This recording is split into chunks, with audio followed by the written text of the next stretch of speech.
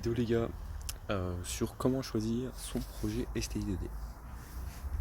Donc voilà, ça dépendra de ta filière, de ton option pardon. Est-ce que tu as fait SIN, EE, enfin il y en a d'autres, bref. Mais en tout cas, ton projet doit suivre le développement durable. Il doit répondre à pas mal de critères. Mais globalement, il y a un quart des points qui sont destinés à respecter le développement durable. Conseil, ton projet va peut-être te donner des idées, tu vois, il va peut-être te donner un thème, mais je te conseille de pas choisir un projet genre trop farfelu, tu vois. Genre dans ma classe, il y en a qui sont partis sur un matelas interactif avec des capteurs dedans et tout, etc. Et ils s'imaginaient avoir le matelas, tu vois, vraiment avoir le vrai matelas et mettre des capteurs dedans. Sauf qu'en vrai, si tu pars sur un projet comme ça, tu le feras pas en fait.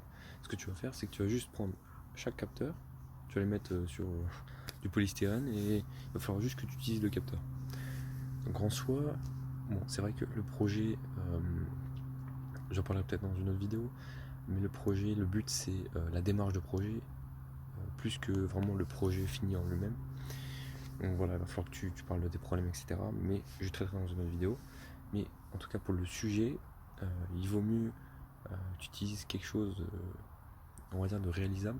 Par exemple, moi j'ai utilisé comme projet une poubelle qui trie automatiquement les déchets. Donc je me suis imaginé ça et c'est réalisable. Tu vois, tu prends une poubelle, hop, tu colles des capteurs, on a mis les moteurs et tout, c'est faisable. Alors que si tu prends par exemple une pomme de douche, un projet de ma classe, une pomme de douche qui va, je sais pas moi, réduire ta consommation, mais avec des capteurs et tout, là ça devient tout de suite plus compliqué à mettre en œuvre. Donc c'est mieux d'avoir, il faut trouver un compromis entre le développement durable, un truc réalisable et où tu as assez de travail à faire. Parce que selon le nombre de personnes que tu es dans ton groupe, si vous êtes 4 par exemple, il faut avoir au moins 4 capteurs, tu vois.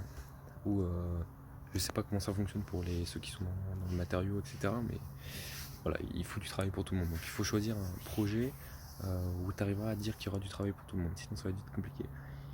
Donc c'est en même temps de penser à l'idée de son projet, il faut penser à tout ça. Et c'est ce qu'on avait fait nous au début de l'année et au final c'est très bien passé.